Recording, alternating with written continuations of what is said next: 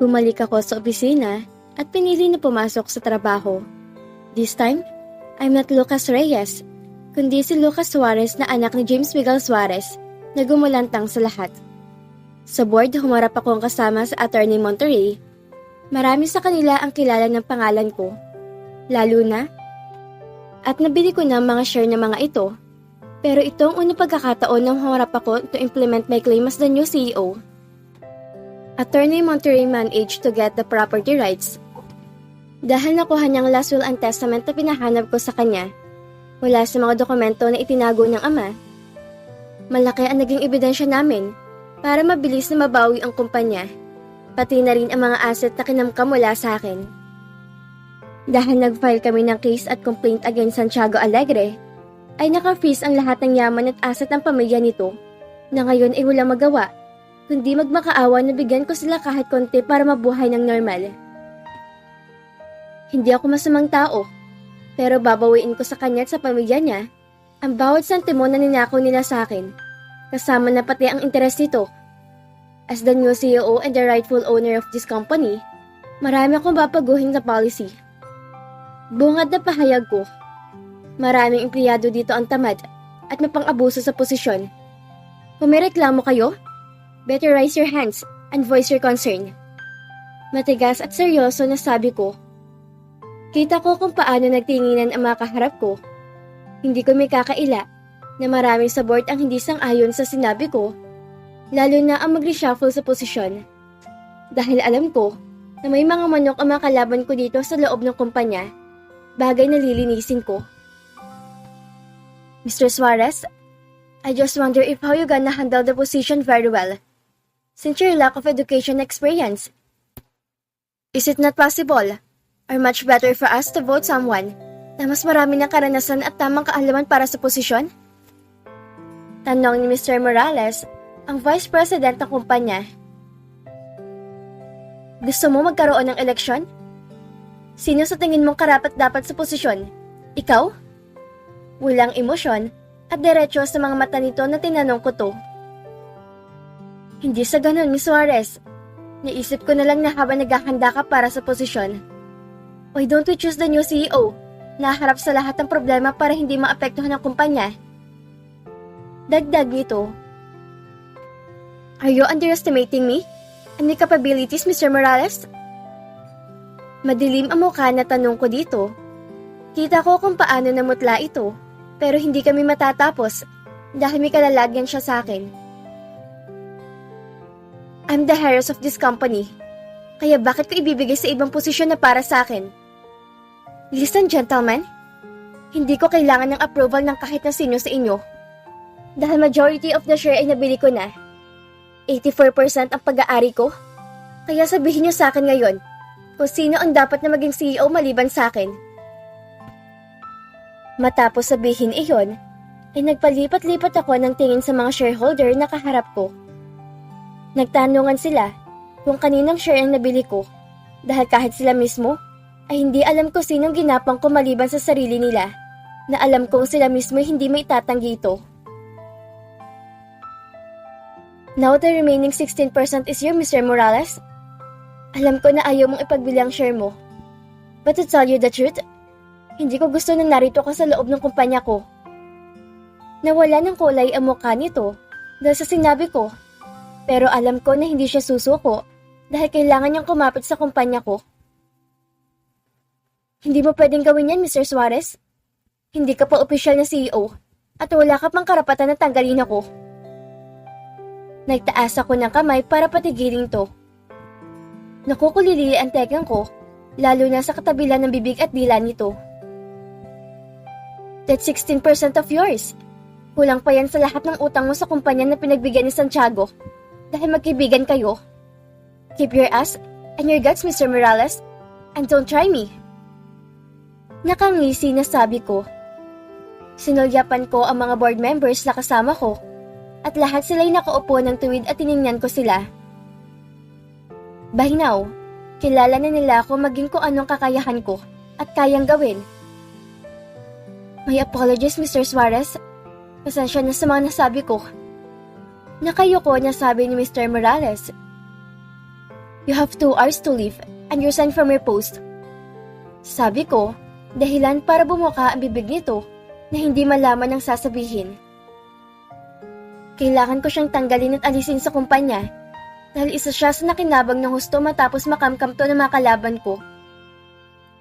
Hindi ako pwedeng makampante na narito siya at higit sa lahat, parte ng negosyo ko.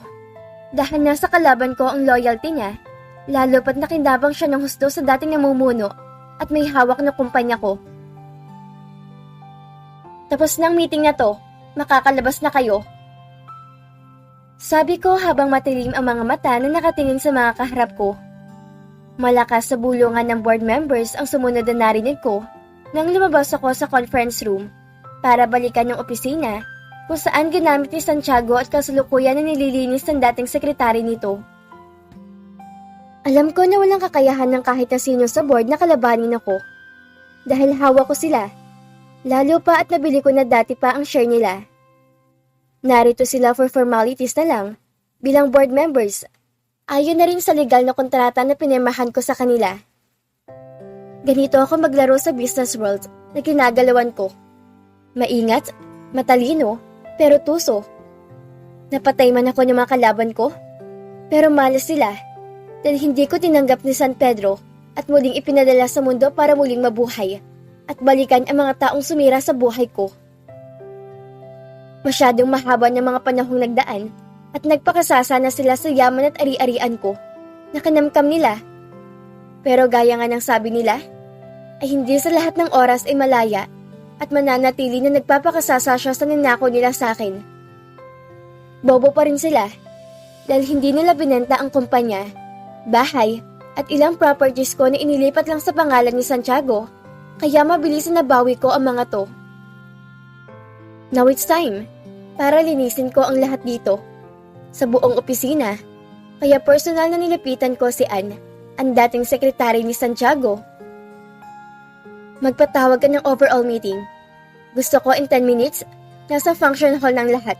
Do it now. Utos ko dito na naggulat sa sinabi ko. Marami sa mga empleyado ang naghihintay nang pumasok kami ni Attorney Monterrey, kasamang ilang executive na nasa likuran ko. Tumayo ako sa gitna habang ipinakilala ng isa sa mga kasama kong pumasok na hindi ko alam kung anong posisyon sa kumpanya. Listen everyone, we're proud to announce that Mr. Lucas Suarez will take over the Chief Executive Officer, position recently vacated by Mr. Santiago. Lucas is the only son of late James Miguel Suarez and rightful heirs of his company, known as Suarez Corporation before Mr. Alegre changed ito Alegre Holdings Corporation. Malakas na ugong at bulong-bulungan ang maririnig sa buong paligid matapos i-anunsyo ang pangalan at posisyon ko. Marahil hindi inaasahan ng lahat ang biglang pagbawi ko sa kumpanya. Lalo nang ipakilala ko dahil marami nang nakakilala sa akin bilang empleyado, particular sa marketing department kung saan na-assign ako. Sir? Nakalahad ang kamay na tawag sa atensyon ko ng tao nagpakilala sa akin. Majority sa inyo ay kilala na ako dahil marami nang nakasalumuhat na kilala ko, lalo na sa marketing department kung saan ako pumasok pansamantala at nagtatrabaho. I have nothing much to say, except those important things na alam kong kailangan. Right after this meeting, magkakaroon ng malaking changes sa loob ng kumpanya na pag-aari ko. I've been here for more than 2 months and I have seen enough. Nakita kong karamihan sa karakter ng maraming empleyado dito at kung paano kayo magtrabaho. Remember this, hindi ko kailangan ng mga employee na walang pagpapahalaga sa posisyon, sa chance na binigay ng kumpanya sa inyo, at sa taong hindi marunong pahalagahan ng kapwa-tao. Pansamantalang tumigil ako sa pagsasalita at tiningnan ko ang crowd na lahat ng atensyon ay nasa akin. Nakikinig sa sinasabi ko. Seryoso ang walang emosyon ang mga mata na napunta ang tingin ko sa 2 taong unang nasa listahan ko na alisin sa posisyon at tanggalin sa trabaho ora mismo. Matalim ang mga mata na tiningnan ko sila. Pareho na ngayon ay hindi maalam kung tatayo ng tuwid o yoyoko ang ulo. I have some list. Uunahin ko lang HR department na masyado ng puno na walang manners sa mga empleyado. Malakas sa sabi ko, habang ang mga mata ay nagbabanta ng tingin sa mga taong kaharap ko. Thanks to those two who treated me rudely before, kaya sila rin ang uunahin kong bigyan ng leksyon na magtanda sila pareho. While to those hardworking staff and loyal employee, magbibigay ako ng 2 buwan na sweldo nyo bilang reward sa pagiging tapat nyo sa serbisyo, kahit hindi ko pahawak ang kumpanya na to. I'm not asking for respect and cooperation from those against me. You're free to leave and vacate your position as soon as possible. I'm not begging any of you to stay if you're not comfortable with me. Those who want to stay, let's face the new challenge together. New management, better workplace, and healthy surroundings. Thank you. Masibgabong palakpakan ang sumunod na narinig ko. I know I have said enough, kaya tama na yon. Malinaw ang mensahe ko sa bawat isa, and I'm serious about it. Congratulations, sir. Welcome to the company, sir. We're happy to have you as the new CEO, sir. Simpleng tango lang ang sinagot ko. Mukha kong suplado, because this is me, the real James Miguel Suarez, na cold and serious when it comes to business. Sir, welcome po. Masaya ako na kayong hahawak na kumpanya. Hindi may kakailan na anak ka nga ni Sir James dahil kapareho mo siya magsalita at paano kumilos. Maya-maya ay sabi ng matandang lalaki na bumati sa akin, malapit sa pintuan nakatayo. Who are you? Tanong ko dito, dahil may pakiramdam ako na isa siya sa nakakilala sa akin noon. Berting po, sir. Isa po ako sa natulungan ng father mo na magkaroon ng trabaho. Sabi nito, saglitin nag-isip ako dahil sariwa pa sa akin ng mga nakaraan. Dahil tila kahapon lang ang lumipas nang bumalik ang alaala ko, without knowing na almost 30 years na pala ang mabilis na lumipas. Dati po ako nagbebenta ng sigarilyo sa lansangan na babangga ng daddy mo. Ipinagamot niya ako at pinasok na rin sa trabaho dito. Sabi nito, habang inaalala kung paano siya napunta dito. Tama, kilala ko na siya. Natatandaan kong sinabi niya dahil naalala ko na kung sino siya. Yeah, kilala na kita. Ikaw ang tinatawag na Berto, pero naging Berting nang pumasok dito sa kumpanya noon. Nakangiti na sabi ko sa nagulat na kausap ko na nanlaki ang mga mata sa narinig na sinabi ko. Paano niyo po nalaman, sir? Hindi makapaniwala na tanong nito. Nawala ang ngiti ko na mapagtanto ang sinabi ko. Naging formal ang mukha ko, lalo na't may ibang mga empleyadong nakatingin sa direksyon ko. Marahil ina-curious sila kung bakit kausap ko si Berting na tila matagal ko nakilala, kaya binago kong ekspresyon ko. Berting, pumunta ka sa opisina ko minsan at magkwentuhan tayo. I have to go. Iwan muna kita at itutuloy natin na kwentuhan oras may free time tayo. Remember this. Huwag mong sasabihin sa kahit na sino na magtatanong sa'yo ang tungkol sa pinag-usapan natin. Dahil ayoko na manganib ang buhay mo sa kuko ng mga kalaban ko. Isang mabilis na yes sir ang sinagot ng kausap ko bago ako lumayo at iniwan si Berting na nagtungo na sa ibang direksyon. Naging abala ako maghapon sa pagbasa sa ilang documents na nasa harap ko habang inaaral ko ang current situation ng kumpanya. Nagkaroon din ng on-the-spot audit na inutos ko sa Finance Department na ibigay sa akin ang report sa loob ng 2 taon. Kulang na lang, ipaulit-ulit na patayin ko sa isip ko si Santiago nang makita na hindi ito nagbabayad ng tamang buwis at marami sa mga empleyado ang walang matino at maayos na benefits. That weak man, demonyo at gahamang taga, na pati mga maliliit na empleyado ay pinagnanakawan at niloko niya. Tamang-tama lang talaga na mabulok siya sa bilangguan. Gabi na makauwi ako sa apartment ko, napansin kong kakaibang kilos ng 2 lalaki kaninang lumabas ako sa opisina ko at sumakay ng taxi. Kaya sinabihan ko ang driver na iligaw ang mga to. Tinawagan ko mga tauhan ko na nakuha ko sa black market na makarating ako sa apartment na tinutuloyan ko. Sa ngayon, lantara na ang laban namin ng pinuno ng triad na si Carlos Hidalgo. Kaya hindi ako magtataka na siya ang may pakana at utos sa sundan ako. Hindi ko siya bibigyan ng kahit katiting na pagkakataon na mapatay ako, gaya ng dati. Ricky, Anong nakalap mong impormasyon tungkol kay Hidalgo? Tanong ko nang sumagot to sa tawag ko. Wala pa po, sir. Masyadong matinik to at hindi basta nakikipagkita sa mga kadil maging sa tauhan nito. Don't worry.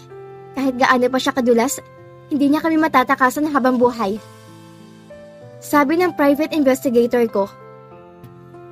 Alright, balitaan mo na lang ako kapag may nakuha kang impormasyon. So far, kailangan natin na magmadali. Hindi titigil si Hidalgo hanggat hindi niya ako napapatay. Sabi ko, matapos tawagan to ay si Attorney Monterrey naman ang tinawagan ko para ipaalam dito na babalik na ako sa dating mansyon at bahay ko sa Pavilion Subdivision sa Shaw Boulevard kinabukasan. Bukas na bukas ay babalik na ako doon dahil alam ko na higit na mapanganib sa akin ang tumira sa bahay na ito. Tumunog ang cellphone ko o diya't na may tumatawag sa akin. Kaya tiningnan ko at nakita na si Melvin ang pinuno ng grupo na simula ngayon ay magiging personal bodyguard ko. Sir, narito na po kami sa labas ng apartment mo. Sabi nito, sige, pumasok ka dito sa loob. Utos ko habang hinihintay ito. Saglit pa ay kumatok na ito, agad ko itong pinagbuksan. Melvin, simula ngayon, maghitpit ka ng security. Hindi na magiging smooth ang daily routine natin. Dahil ngayon na lumantad na ako. Walang ibang gugustuhin si Hidalgo kundi ang mamatay ako, gaya ng ginawa nila sa father ko. Mataman itong nakikinig sa lahat ng instruction na sinasabi ko. Alam ko na simula ng gyera sa pagitan ni Hidalgo, kaya kailangan ko na rin maghanda. Ang abogado ko nang bahala sa bahay at sasakyan na pinapagawa ko sa kanya. Kaya hindi pwede na may isa sa amin ang pumalpak. At dito na po nagtatapos ang kabanata ng ating kwento. Muli niyo po akong samahan sa mga susunod na kabanata na ibabahagi ko sa inyo. Maraming salamat po at ingat po tayong lahat.